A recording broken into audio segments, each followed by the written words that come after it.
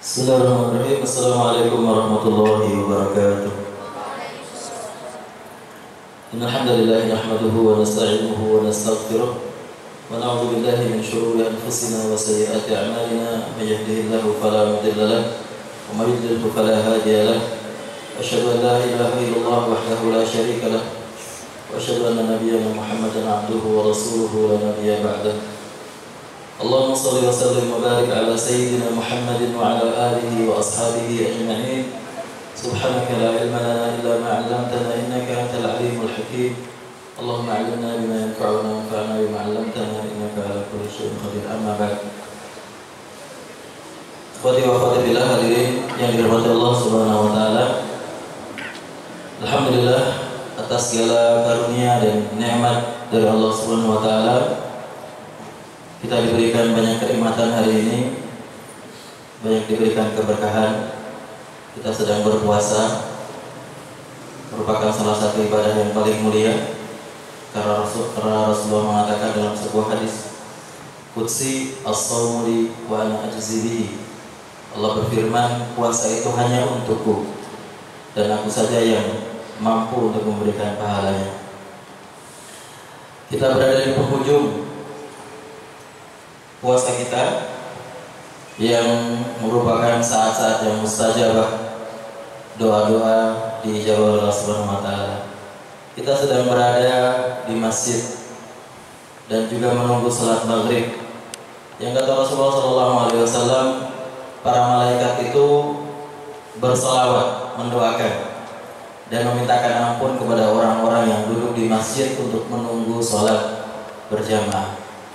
Kita juga sedang berada di majlis ilmu yang kata Rasulullah SAW dalam sebuah hadis, "Majtama'a qaumun fi baitin min buyutillah yatluna kitaballahi wa yatadarasuna fima bainahum illa nazalat bihimus sakinah wa ghasyiyatuhumur rahmah wa haffathumul malaikah wa dzakarahumullahu fi man 'indah." Tidaklah sekelompok orang berkumpul di masjid Allah Subhanahu wa taala, di rumah Allah Subhanahu wa taala, dalam rangka belajar ilmu-ilmu Al-Quran, makna-makna Al-Quran, belajar agama, kecuali Allah akan menurunkan ketenangan pada diri mereka. Allah menurunkan rahmatnya kepada mereka, dan malaikat melingkupi mereka, berada di majlis mereka, dan Allah membanggakan mereka di sisi para malaikat yang ada di atas sana. Jadi keberkahan yang berlipat-lipat kita sedang merasakan pada sore hari ini. Alhamdulillah, Allah memudahkan langkah kita untuk sampai di tempat ini. Ikhwah wa akhwati fillah, tema yang dibahas tentang salat safar ini. Tapi sebelum kita bicara tentang salat safar, saya ingin bicara tentang safar itu sendiri. Dalam agama Islam, kita mengetahui bahwa Islam adalah agama yang sangat sesuai dengan fitrah manusia. Agama Islam adalah agama satu-satunya agama yang memenuhi semua kebutuhan manusia. Maka Islam memberikan hukum untuk setiap waktu, untuk setiap tempat, untuk setiap kondisi tertentu. Jadi tidak ada yang namanya hukum itu disamakan dalam segala kondisi, tidak. Tetapi setiap kondisi ada hukumnya. Setiap waktu yang khusus ada hukumnya. Bahkan kadang-kadang dalam beberapa kasus melanggar aturan itu dibolehkan dalam kondisi tertentu. Misalnya ketika Allah mengatakan faman ittara ghaira baghin wala 'adin fala itsma 'alaih. Ketika Allah menceritakan tentang makanan yang diharamkan, Allah mengatakan, tapi barang siapa yang sedang darurat, nggak bisa makan, nggak ada yang bisa dimakan kecuali yang haram, selama dia tidak ghaira baghin wala 'adin, tidak melebihi batas, tidak niatnya bukan karena bersenang-senang, tapi karena memang darurat harus makan, fala itsma 'alaihi, maka tidak ada dosa bagi. Oleh karena itu dalam Islam, orang bersafar ini atau bepergian ini mempunyai hukum yang khusus. Kenapa? Karena kondisinya juga khusus. Dia bukan kondisi yang normal. Rasulullah mengatakan as-safaru qit'atun minal 'adzab. Safar itu adalah bagian dari siksaan. Ya, terutama safar atau bepergian pada zaman Nabi. Kita bisa bayangkan pada zaman Nabi orang berjalan berhari-hari naik onta atau naik kuda misalnya, di bawah terik sinar matahari yang sangat panas sekali, di padang pasir yang tidak ada orang jual es, tidak ada orang jual dawet, tidak ada orang jual gorengan, angkringan juga nggak ada, berhari-hari, dan bahkan mungkin ada perampok di pinggir jalan, mungkin ada jin-jin yang mengganggu karena tempatnya sepi. Itu adalah bagian dari azab. Sampai sekarang juga bepergian adalah bagian dari azab, sebagian dari bepergian. Mungkin ada juga beberapa jenis safar yang bukan jadi azab tapi malah menjadi kemewahan mungkin ya. Kalau pesawat yang kita naiki seperti misalnya Raja Salman kemarin, kalau kita lihat di WhatsApp itu ya, ada kasurnya, ada toiletnya dari emas dan seterusnya. Tapi secara umum safar itu adalah bagian dari adab. Oleh karena itu maka ada kekhususan, ada hukum-hukum yang khusus untuk safar ini, yang tidak sama dengan ketika kita sedang berada dalam kondisi normal. Ketika mukim, istilahnya mukim artinya sedang berada di tempatnya sendiri. Maka kemudian dalam kondisi safar ini ada disebut dengan rukhsah. Rukhsah artinya adalah keringanan, dispensasi. Jadi dispensasi yang Allah berikan dalam kondisi safar. Dan Allah Subhanahu wa taala sesuai dengan yang disampaikan oleh Nabi Muhammad SAW mengatakan, "Innallaha yuhibbu an tu'ta rukhasuhu kama yuhibbu an tu'ta azaimuhu." Sesungguhnya Allah itu suka kalau rukhsahnya dijalankan, kalau dispensasi yang Allah berikan kepada manusia itu dijalankan. Jadi Allah itu ngasih dispensasi, tapi Allah juga suka kalau kita mau melakukan atau melaksanakan dispensasi tersebut. Allah ngasih diskon kepada kita, dan Allah suka kalau kita ngambil diskon tersebut. Sebagaimana Allah juga suka ketika kewajiban-kewajiban yang normal itu dilaksanakan. Artinya di sini kita melihat betapa Islam itu adalah agama yang sesuai dengan fitrah, yang mudah, yang muraat kalau bahasa Arabnya. Muraat artinya dia paham lah dengan karakter manusia ini yang harus dalam beberapa kondisi dia harus mendapatkan rukhsah ini. Maka Allah mengatakan dalam Al-Quran, "Ma ja'al 'alaikum fid dini min haraj." Allah tidak menjadikan agama ini sesuatu yang susah. Maka salah kalau orang beragama Islam tapi merasa tambah susah. Orang dekat dengan Islam tapi rasanya kok semakin terbebani, berarti salah. Berarti ada yang salah dengan pemahaman dia, ada yang salah dengan pengamalan agamanya. Nah, orang semakin paham Islam, semakin mudah seharusnya. Karena Islam itu memberikan kemudahan. Allah mengatakan, yuridullahu bikumul yusra wa la yuridu bikumul usra. Allah menginginkan kemudahan untuk kalian, dan Allah tidak menginginkan kesukaran bagi kalian. Jadi ini konsep pertama tentang safar, bahwa Allah memberikan rukhsah, kemudahan dispensasi, dan Allah menyukai kalau kita melaksanakan dispensasi tersebut. Itu yang harus kita pahami, sehingga nanti kemudian kita tidak beragama secara berlebihan. Misalnya mentang-mentang lagi semangat beragama, dia bepergian sudah mau pingsan pun masih tetap puasa misalnya. Pokoknya saya ini orang yang paling taat, masa puasa saya tinggalkan walaupun sudah mau pingsan tetap puasa. Rasulullah mengatakan ketika melihat seorang sahabat sedang bersafar, berpergian bersama Rasulullah, dan waktu matahari sangat terik sekali, semua sahabat sudah berbuka, sudah gak kuat, termasuk Rasulullah. Kemudian ada satu orang yang maksain diri tetap mau berpuasa sampai pingsan dan digotong bareng-bareng.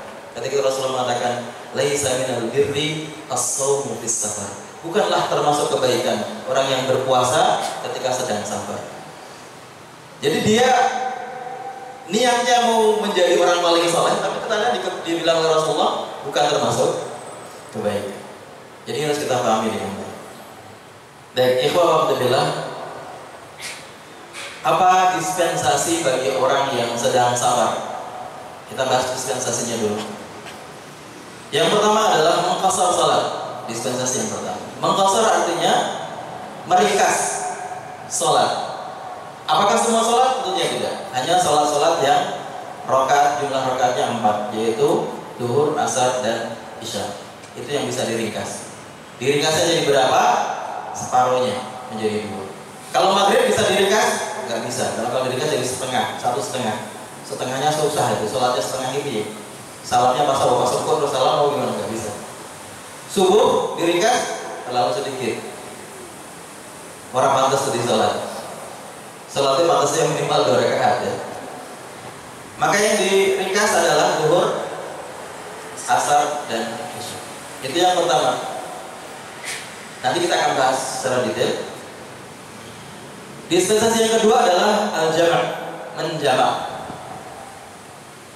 Menjamak ya, pakai A ya, yang diganti. A-nya jangan diganti. Jangan ganti puasa kakek ya, kelihatan ya. Ada aqua nanti ketika buka. Menjamak. Menjamak artinya mengumpulkan 2 salat dalam satu waktu. Jamak ada 2, jamak takdim dengan jamak takhir. Takdim artinya di depan, di awal, di waktu salat yang pertama. Takhir artinya di waktu salat yang kedua. Yang boleh dijamak apa saja? Zuhur dengan asar dan maghrib dengan isya. Subuh nggak punya teman sendirian, jomblo, kasihan. Kenapa ya? Karena dia nggak punya teman, ya makanya bisa dijamak. Jamak dengan apa? Duha. Duha bukan salat wajib. Yang mulai adalah salat wajib. Itu dispensasi yang kedua, jamak. Dispensasi yang ketiga, bagi orang yang sedang berpuasa, maka dia boleh tidak puasa. Faman kana minkum maridan aw 'ala safarin fa 'iddatun min ayyamin ukhra. Barang siapa yang sedang sakit atau sedang bepergian, maka hendaklah dia menggantinya di hari yang lain. Artinya dia tidak harus berpuasa pada saat itu. Dispensasi yang selanjutnya, tidak harus sholat Jumat. Jadi kalau dengan safar naik motor dari sini ke Cilacap, kemudian hari Jumat pas jam 12 orang semua Jumatan, jadi kan sebenarnya boleh tidak sholat Jumat. Dan seharusnya rukhsahnya begitu.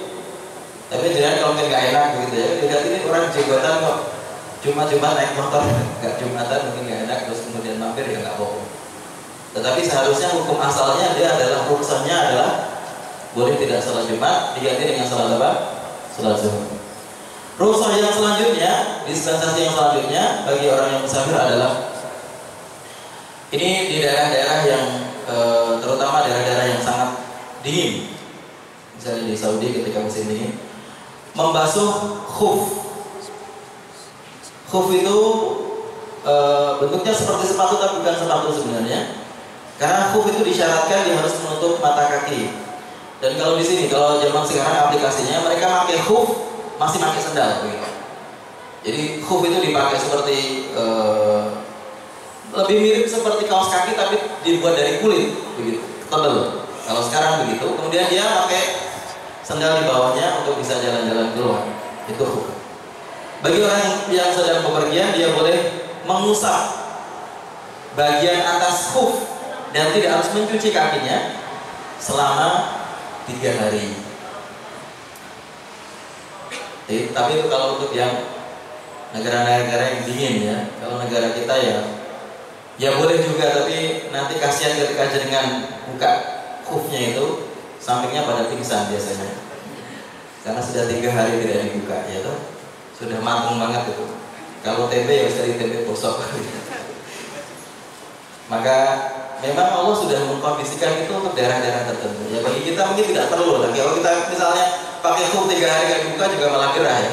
Daerah tropis seperti kita.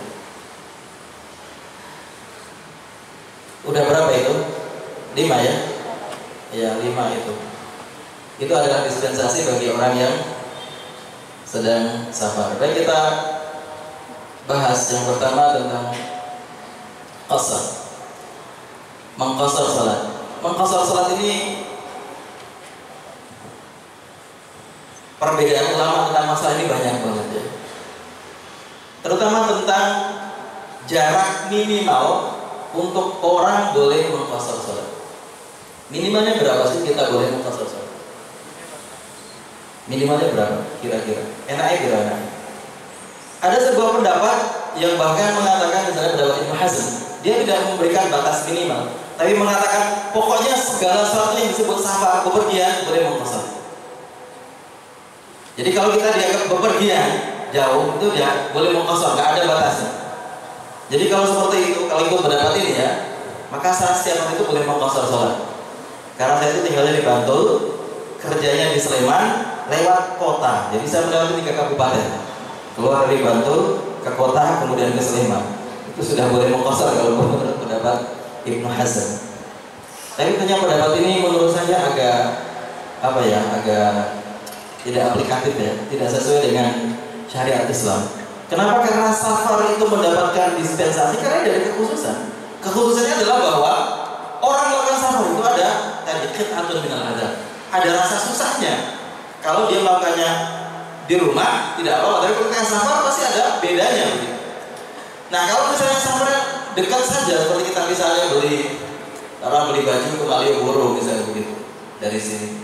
Ya, itu tidak dianggap safar karena tidak ada rasa qit'atun minal adabnya. Jadi menurut saya pendapat yang ini, walaupun banyak juga yang ikut pendapat ini, yang mau gampang-gampang ya ikut pendapat ini. Tapi menurut saya ini tidak aplikatif dan tidak sesuai dengan ruh syariat Islam. Menurut Syiah ini beda semua, nanti kita lihat. Syiah memberikan batas minimal untuk qashar itu adalah 2 farsakh. 1 farsahnya itu adalah 5,5 kilo. Jadi 2 farsakh berapa? 11 kilo. Enak berarti. Dan bahkan mereka saya pernah mendengar salah satu fatwa dari ulama Syiah. Kalau jenengan sedang puasa, sedang panas-panasnya, puasa yang panas, biar jenengan dapat dispensasi tidak puasa, maka jenengan boleh niat safar. Pergi keluar misalnya dari sini, muter ring road sekali, itu sudah 11 kilo kira-kira ya. Nanti pulang lagi 2 kali lipat, itu sudah boleh berbuka karena sudah niat safar. Saya pernah ada rekamannya di komputer saya kalau boleh, tapi pakai bahasa Arab. Tapi ini juga menurut saya agama seperti mainan kalau seperti ini. Baik, tapi mereka membatasinya begitu, farsakhen, 2 farsakh.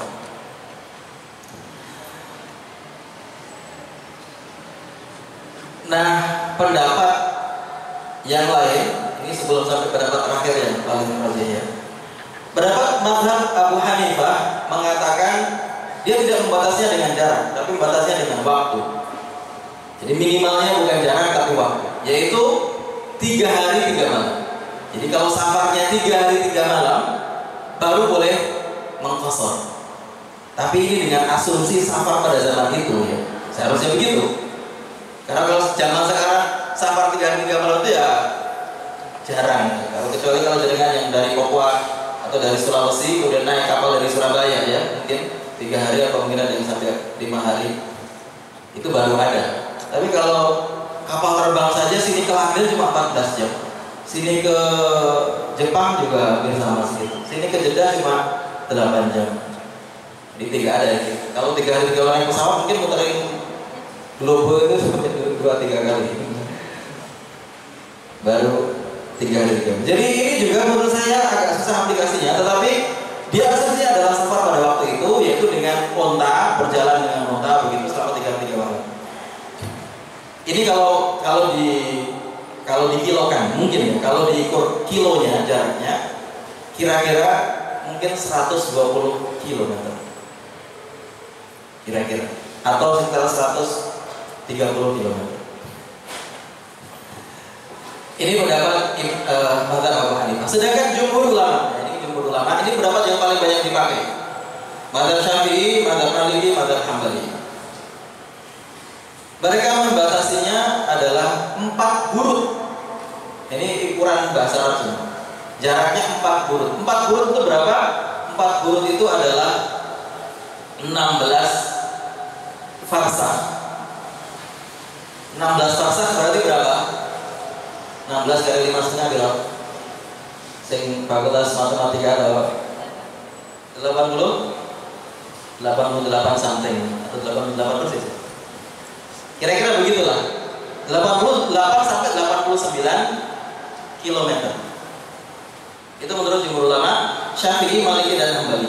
Untuk mazhab Syafi'i, mereka mengatakan harus presisi segitu. Jadi harus nggak boleh kurang dari 80. Kalau di Fiqhul Islami wa Adilatuhu itu 88, berapa begitu lah ya. Ya kira-kira 89. Harus segitu, kurang dari itu nggak boleh. Tapi kalau bagi mazhab Hambali dan Maliki, mereka mengatakan kira-kira segitu. Jadi kalau kira-kira, maka kita lihat misalnya dalam fatwanya Syekh bin Baz seorang ulama Saudi yang dia mengikuti mazhab Hambali, dia mengatakan 80 kilo, kira-kira 80 kilo, kira-kira. Jadi bisa kurang bisa lebih. Dalam fatwanya Majelis Ulamanya Emirat, dia mengatakan 83 kilo, kira-kira juga. Jadi kira-kira segitu, 80 sampai 90 kilo. Itu menurut jumhur ulama. Berdasarkan apa? Berdasarkan hadis-hadis yang mengatakan Rasulullah membolehkan safar itu kalau perjalanannya 2 hari 2 malam. Dan hitung 2 hari 2 malam itu dengan alat transportasi yang ada pada waktu itu, kira-kira jaraknya adalah 4 buruk. Dan karena ada hadis lain, tapi hadis ini mu'allaq itu hadisnya lemah sebenarnya, dalam Sahih Bukhari, yang Rasulullah menyuruh penduduk Makkah untuk tidak mengqashar salat kecuali kalau sudah sampai 4 buruk tadi, yaitu 16 farsah atau 88 km. Dan juga dikuatkan lagi ada hadis dari Ibnu Umar dan Abdullah bin Abbas, dua-duanya sahabat Nabi yang merupakan ulama dari kalangan sahabat, yang mereka kalau safar mengqashar salat itu jika sudah sampai jarak 4 buruk atau 16 farsah tadi, 89 km. Jadi insya Allah ini pendapat yang kuat, tetapi tidak harus presisi kira-kira, karena zaman sekarang juga presisi susah ya. Jadi kan kita misalnya sini sampai Kebumen berapa gitu kan, persisnya kan nggak tahu juga. Apalagi kalau dengan mampir-mampir gitu, mampir ke angkringan dulu lah, mampir ke pemancingan dulu kan, berarti tambah banyak, tambah panjang. Jadi kira-kira jarak itu kira-kira. Jadi intinya berarti dibolehkannya kalau sampai segitu. Kurang dari itu tidak boleh mengqashar. Oke, kalau misalnya kita ke sini, dari sini ke Klaten, mengqashar apa tidak? Sesuai dengan pendapat ini tidak boleh mengqashar. Klaten berapa? Gak nyampe ya, dekat ya Klaten. Sini sampai Solo. Solo gitu. 80-an. Gak nyampe. Kalau 2 jam mungkin ya nyampe. Berarti boleh ke Solo. Kira-kira begitu. Ke Kebumen. Nah, yang dari ngapak-ngapak ini boleh juga mengqashar ke Kebumen. Tapi kalau Purworejo terlalu dekat. Jadi menurut pendapat jumhur ulama begitu minimal. Baik. Bolehnya mengqashar kapan? Apakah begitu kita niat safar masih di kos-kosan, saya niat mau ke Cilacap, udah dia mengqashar, boleh apa tidak? Ini sudah niat nih mau berangkat ke Cilacap hari ini, pasti berangkat ke Cilacap. Insya Allah ya pasti. Boleh nggak ketika masih di kos-kosan itu mengqashar salat? Jumhur ulama mengatakan tidak boleh. Terus kapan? Syaratnya harus keluar dari, kalau dalam bahasa hadis dulu, keluar dari rumah terakhir di kota tersebut. Cuman kalau sekarang ini rumah terakhir ini seperti yang mana ya? Kita jalan rumah terus ini, keluar dari rumah terus nggak ada berhentinya, nggak ada rumah terakhir. Jadi kira-kira bahwa itu sudah keluar dari batas kota, kira-kira begitu. Dalilnya apa? Dalilnya Rasulullah SAW ketika akan safar ke Mekah, saya tidak tahu apakah itu sedang umrah atau haji, beliau mengqashar salat ketika sudah sampai Dzul Hulaifah. Dzul Hulaifah itu kalau sekarang namanya Bir Ali. Bir Ali itu tempat miqatnya penduduk Madinah. Kalau dengan umrah atau haji, kalau pergi ke Makkah dari Madinah, harus berhenti di miqat, kemudian memakai baju ihram. Harus niat ihram di situ. Lewat dari situ tidak niat ihram maka terkena denda. Itu namanya Bir Hulaifah. Nama sekarang Bir Ali. Nah, Rasulullah dulu ketika bepergian jauh mengqasharnya baru ketika sampai Dzul Hulaifah. Dzul Hulaifah kalau zaman sekarang kira-kira dari Madinah ya 10-an kilo, udah di luar kota Madinah sekarang. Sudah di luar kota Madinah. Jadi maka para ulama menyimpulkan berarti dibolehnya mengqashar itu kalau sudah melewati batas kota. Tapi kalau masih di dalam kos-kosan ya nggak boleh mukosor. Kalau baru niat tidak boleh mukosor. Kalau misalnya naik pesawat bandara, boleh apa tidak? Ulama mengatakan lihat dulu bandaranya. Ada sebagian bandara yang di luar kota, ada sebagian bandara yang di dalam kota. Bandara di luar kota misalnya kayak di Malaysia, di KLIA itu di luar, jauh, sekitar 2 jam lebih dari KL, Kuala Lumpur, KLI Kuala Lumpur, ngerti ya Kuala Lumpur. Kalau di Jakarta keluar kota atau tidak? Kalau di orang Jakarta keluar, karena sekarang ada itu ikut mana? Ikut Banten, ya kan? Ikut provinsi lain namanya. Tapi kalau di Jogja misalnya, Jogja yang sekarang, bandara sekarang, apakah di luar kota? Enggak, masih dalam kota. Nah, kalau yang di dalam kota maka tidak boleh mengqasar sholat. Ketika masih di bandara, masih harus full kalau dari Jogja. Semarang juga sama, Semarang bandara di dalam kota. Palembang misalnya, itu juga di dalam kota. Bandung. Jadi kalau di dalam kota tidak boleh mengqasar. Tapi kalau bandaranya di luar boleh mengqasar. Kalau bandaranya di luar tapi dia belum tentu berangkat, boleh apa tidak? Belum tentu berangkat itu misalnya jenengan beli tiket tapi waiting list.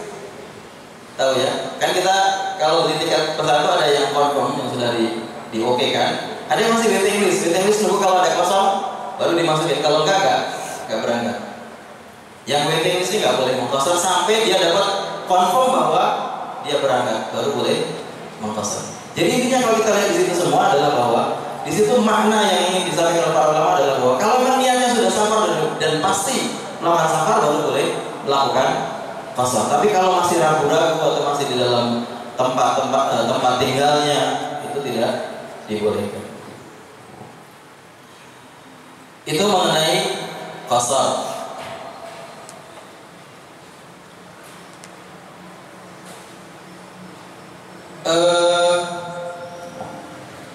Ada beberapa hukum yang lain berkaitan dengan sholat ketika sedang safar ini. Tadi kalau jamak, insya Allah tidak terlalu banyak masalah ya. Jamak itu intinya digabungkan dua sholat. Tentunya mazhab jumhur ulama itu mengatakan dibolehkannya ketika safar atau ketika dalam kondisi tertentu, misalnya ketika sedang hujan deras itu boleh menjamak. Hujan deras itu boleh menjamak, tapi itu jarang kita lakukan. Di sini belum pernah ya di UMY. Mas ini belum sudah pernah menjamak sholat karena hujan deras? Belum. Nah sekali-sekali kita lakukan dalam rangka melaksanakan sunnah maksudnya. Rasulullah melakukan itu. Saya pernah ke pesantren namanya Wadi Mubarak di Bogor. Saya sholat di sana maghrib, hujan lebat sekali. Begitu hujan lebat langsung imamnya habis sholat maghrib, sholat lagi sholat isya. Hijama. Terus saya berpikir, ini Bogor kan tiap hari hujan ya.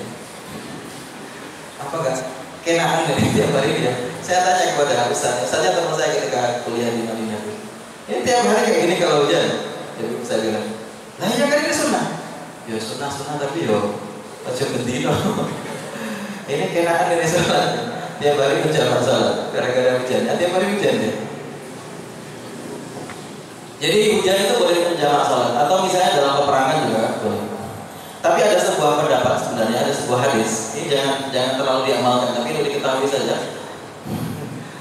Hadis ini sahih riwayat Muslim dan juga riwayat Tirmidzi. Dikatakan jama'a Rasulullah sallallahu alaihi wasallam baina adh-dhuhri wal 'ashri wal maghribi wal 'isya'i fil madinati min ghairi matarin wala safarin. Min ghairi safarin wala matarin. Rasulullah pernah menjamak salat zuhur dengan asar dan maghrib dengan isya padahal tidak sedang bepergian dan tidak sedang hujan lebat. Kemudian rawi bertanya kepada, kalau tidak salah yang meriwayatkan Abdullah bin Abbas, bertanya kenapa Rasulullah melakukan itu? Ibn Abbas mengatakan Rasulullah ingin mempermudah kepada umatnya. Artinya kalau dari hadis ini, walaupun hadis ini kalau menurut Imam Tirmidzi dalam Jami' Tirmidzi, dia mengatakan ada dua hadis yang sahih tapi tidak bisa diamalkan, kata beliau. Dua hadis yang tidak bisa diamalkan tapi sahih. Di antara hadis ini menjamak tadi. Tapi kalau kita melihat pendapat atau penjelasan ulama lain seperti misalnya Ibnu Qayyim, mengatakan, ya itu Rasulullah pernah melakukannya, kenapa kita mengatakan tidak boleh diamalkan? Masa Rasulullah melakukan sesuatu kita bilang kita lebih pintar dari Rasulullah mengatakan tidak perlu diamalkan? Ya tetap perlu diamalkan, tetapi jangan tiap hari. Artinya itu mungkin dalam kondisi-kondisi yang ya misalnya saya kasih contoh misalnya. Orang sedang misalnya rapat paripurna MPR misalnya, DPR paripurna. Dari zuhur sampai jam 5 non-stop misalnya. Karena ada masalah sangat penting sekali mau dibahas. Ya itu barulah mungkin boleh menjawab. Tapi kalau sekedar saya sedang badminton dari jam 2 sampai jam 3, kemudian zuhurnya lepas nggak salat berdasarkan saya, itu mungkin kurang tepat juga. Baik, ada beberapa hukum yang ingin saya sampaikan di sini terkait dengan safar. Sebelum tentang sholat juga tentang taharah. Tadi tentang jamaah dan masalah sudah ya. Tentang puasa mungkin bukan babnya hari ini, kita nggak bahas saya. Ini yang berhubungan dengan sholat saja.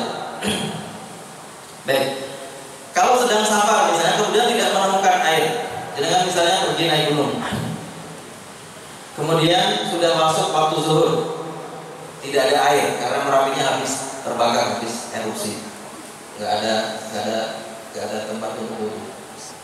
Apakah langsung tayamum atau tunggu sampai ketemu air? Jalan dulu sampai waktunya habis, dari dekat waktu asar, kalau nggak ketemu air baru salat. Yang mana ya dilakukan? Langsung tayamum atau nunggu sampai ketemu air? Yang paling enak ya langsung tayamum. Cuma yang benar ya kan? Yang benar ulama mengatakan dibedakan antara kalau dia yakin bahwa dia tidak akan menemukan air sampai asar, melihat medannya misalnya dia lihat sejauh mata-mata cuma batu misalnya, kira-kira. Jadi nggak mungkin ketemu air sampai asar, kira-kira nggak ketemu air. Ya sudah, berarti langsung tayamum. Atau kalau dia menyangka tapi sangkaan yang kuat, menurut dia kira-kira 75% nggak akan ketemu air, tapi masih ada kemungkinan ketemu air, tapi yang kemungkinan besar tidak ketemu air, itu dia boleh langsung tayamum. Bagaimana kalau sedang sholat, tengah-tengah sholat, tiba-tiba temannya datang dari jauh teriak-teriak, "Woi, aku dapat air!" misalnya. Dia lagi sholat. Apakah diteruskan sampai selesai? Tadi dia tayamum. Diteruskan sampai selesai apa nunggu? Apa dibatalkan? Ngambil air, wudhu. Enaknya segitu. Para ulama mengatakan karena dia masih sholat maka dibatalkan karena airnya sudah. Kalau dia di tengah sholat belum selesai ya, belum selesai. Walaupun sudah tahiyat, jangan mentang-mentang sudah tahiyat kok saja minta tahiyat. Enggak, walaupun sudah tahiyat tapi belum selesai ada air, ulama mengatakan mengulang, batalkan dan mengulang dengan air. Tapi kalau sudah selesai sholat, jalan, baru saya assalamualaikum, kemudian tiba-tiba temannya datang bawa air, mengulang apa tidak? Tidak perlu mengulang, karena ada seorang sahabat yang pernah melakukan itu dan bertanya kepada Rasulullah, Rasulullah mengatakan tidak perlu mengulang. Ada dua sahabat waktu itu, satu mengulang, satu tidak mengulang. Rasulullah mengatakan kepada yang tidak mengulang, asabta sunnah, kamu sudah sesuai dengan sunnah. Tapi yang mengulang, Rasulullah mengatakan laka ajron, kamu dapat 2 pahala sholat 2 kali. Tapi sudah tidak sesuai dengan sunnah, maksudnya begitu. Rasulullah mengatakan kamu tidak sesuai dengan sunnah, dapat 2 pahala. Karena Rasulullah tidak mau membuat orang tersinggung begitu ya. Nanti dia kecil hatinya nanti. Jadi berarti kalau dia yakin bahwa tidak ketemu air atau menyangka sangkaan yang kuat tidak ketemu air, maka dia tidak perlu mencari, boleh langsung tayamum.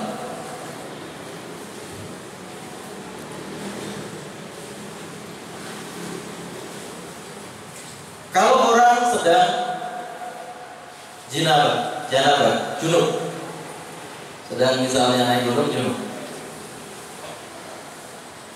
ya mungkin bermimpi atau bagaimana. Kemudian misalnya di puncak gunung yang sangat dingin sekali. Rasulullah mengatakan bahwa kalau orang sedang kondisi dingin boleh tidak mandi, tetapi boleh tayamum. Tahu toh? Bahwa tayamum itu juga mengganti mandi. Tayamum itu juga bukan cuma mengganti wudu ya, tapi mengganti mandi. Ketika junub tidak dapat air, maka tayamum. Atau sedang sakit, boleh tayamum. Atau sedang kedinginan, boleh tayamum. Tetapi ulama mengatakan bukan sekedar karena takut dingin. Bolehnya untuk tayamum dalam kondisi itu bukan sekedar takut dingin, tapi takut kalau dia mandi nanti dia sakit, baru boleh tayamum. Jadi kalau dia memperkirakan dengan kondisi dingin yang seperti itu, kira-kira kalau dia junub kemudian mandi terus malah pingsan atau malah meriang, nggak bisa pulang lagi, ya tayamum saja. Jadi tayamum ini bisa menggantikan wudu dan juga bisa menggantikan mandi. Kalau orang punya air sedikit cukup untuk minum, punya air tapi cukup untuk minum, tidak cukup kalau dipakai untuk minum dan wudu, didahulukan mana? Minum apa wudu? Sholat duhur, dia punya tinggal air bisa setengah botol. Kalau dia pakai untuk wudu, dia nggak bisa minum sampai besok, mungkin bisa mati. Sedang di tengah hutan misalnya. Didahulukan mana? Untuk minum apa untuk wudu? Nah ini hebatnya agama Islam. Walaupun sholat itu untuk Allah dan minum untuk kita, itu tuh yang didahulukan adalah untuk minum. Karena dalam Islam nyawa itu dihargai oleh Allah Subhanahu wa taala. Allah mengatakan la zawalud dunya ahwanu 'indallahi min qatli imri'in muslim atau imri'in mu'min. Seandainya dunia ini hancur semua, itu lebih ringan di sisi Allah daripada kalau ada seorang mukmin satu yang dibunuh atau yang meninggal. Jadi nyawa itu bagi dalam Islam, nyawa seorang muslim sangat dihargai. Jadi kalau misalnya airnya sedikit cukup untuk minum dan cukup untuk, maka dia didahulukan minumnya. Baik, tentang kiblat sekarang. Kalau sholat di tengah hutan tidak tahu kiblat, ngadepnya kemana? Ya kalau sekarang seharusnya ya ada banyak alat untuk mengetahui kiblat. Misalnya kalau sejadah saja ada sejadah kiblat ya. Handphone Android juga mungkin ada kiblat. Tapi kalau misalnya handphonenya sudah mati, nggak ada sinyal, nggak ada sejadah, nggak ada apa-apa, gelap gulita, nggak tahu apa. Ngadepnya kemana? Ke atas, langsung ke Allah, atau kemana? Ulama mengatakan dia beristirahat semampunya, sak kuatnya, sak bisanya. Menurut dia kira-kira diingat-ingat begitu. Saya kira-kira tadi dari selatan, terus jalan lurus, terus belok kanan, terus belok kiri, terus belok lurus, belok lurus. Satu terusnya. Oh berarti ini utara di sini, barat di sini, berarti kira-kira kita sini. Berusaha. Kalau ternyata setelah subuh misalnya dia sholat isya, setelah subuh baru tahu ternyata salah, karena begitu matahari terbit dia tahu bahwa ternyata timur di sana, barat di sini salah. Apakah harus mengulang sholat isyanya? Sholat isya yang salah madhabnya tadi diulang apa tidak? Tidak, karena Rasulullah mengatakan ini pernah terjadi. Beberapa orang sahabat itu Rasulullah sedang berperang dalam suatu peperangan. Mereka tengah malam sedang gelap gulita, tidak ada bintang, tidak ada bulan. Kemudian sholat salah. Taunya ketika subuh. Kemudian datang kepada Rasulullah, maka kemudian turun ayat walillahil masyriq wal maghrib fa aynama tuwallu fathamma wajhullah. Dan bagi Allah itu timur dan barat, kamu menghadap kemanapun di sana ada wajah Allah. Jadi kalau dalam kondisi yang memang tidak bisa mengetahui, maka beristihad semampunya, benar salahnya tidak menjadi masalah.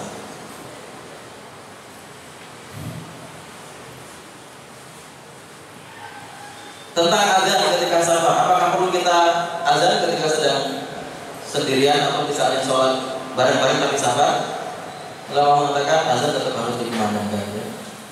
Ini yang sunnah yang jarang dilakukan. Kalau kita misalnya seringnya ngirit ya, komat doang. Yang lebih ngirit lagi nggak mau komat, nggak mau azan, langsung sholat aja. Jadi sunnahnya Rasulullah mengajarkan, bahkan ketika kita sendirian, misalnya kalau kita tersesat sendiri begitu di tengah hutan, kita disuruh azan. Karena Rasulullah mengatakan dalam sebuah hadis, kalau kita azan, semua yang dengar azan kita nanti di akhirat akan menjadi saksi bagi kita bahwa si Paijo dulu pernah di tengah hutan azan sendirian. Aku saksinya wahai Allah. Ada kambing, ada tikus, ada semut, ada semuanya ngomong. Menjadi saksi bagi kita yang azan di sendirian. Jadi kepada seadanya ini jarang dilakukan. Dan qomat tentunya. Baik, kalau misalnya kejadian tentang sholat lagi, balik setelah taharah, balik lagi ke sholat, ini terakhir mungkin ya. Kalau jenengan misalnya sedang sholat, imamnya dia mungkin bukan musafir. Sholat zuhur misalnya, dia imamnya 4 rakaat. Jenengan kan kuat, jenengan sedang musafir boleh 2 rakaat. Apakah jenengan sholat ikut dia, apa sholatnya diringkas? Jadi misalnya dia setelah rakaat kedua, jangan duduk aja nunggu sampai salam, baru kemudian dia salam, ikut salam. Atau ikut sampai selesai. Ikut sampai selesai. Kenapa? Ya karena ada fadilahnya kita ikut sholat bersama jamaah. Tapi setelah itu apakah boleh kita mengqashar 2 rakaat? Zuhur kita 4 rakaat, kemudian asarnya kita qashar 2 rakaat. Boleh apa tidak? Boleh. Tidak menjadi masalah. Tidak harus. Nah 4 berarti harus sama-sama 4. Enggak. 4 dengan 2 boleh juga. Dan yang terakhir lagi ini, yang paling terakhir ini, kalau misalnya imamnya beda niat, imamnya sholat asar, jangan sholat zuhur, boleh apa tidak? Atau imamnya sholat wajib, sholat sunnah, jangan sholat wajib, boleh apa tidak? Boleh ya? Ada 2 pendapat sebenarnya. Ada yang mengatakan tidak boleh. Perbedaannya mazhab Syafi'i mengatakan tidak boleh, tidak sah. Tapi sebenarnya ada sebuah hadis riwayat Mu'adz bin Jabal. Mu'adz itu pernah sholat 2 kali. Kenapa sholat 2 kali? Dia sholat di Masjid Nabawi bersama Nabi menjadi imam, menjadi makmum. Kemudian dia pulang ke kampungnya, ke kabilahnya, mereka belum sholat dan gak ada yang bisa jadi imam. Maka Mu'adz menjadi imam. Berarti sholatnya yang kedua ini wajib apa sunnah? Sunnah. Padahal yang di belakangnya semuanya sholat wajib karena belum sholat. Dan Rasulullah membolehkan. Baik, ikhwah wa rahmatullah, hadirin yang dirahmati Allah, mungkin itu pembahasan tentang sholat dalam keadaan musafir ya. Mungkin masih banyak sebenarnya hal yang belum kita bahas, tetapi karena waktu mungkin kalau ada yang menanyakan bisa nanti kita diskusikan. Mohon maaf saya kurang bila kita berkata. Assalamualaikum warahmatullahi wabarakatuh.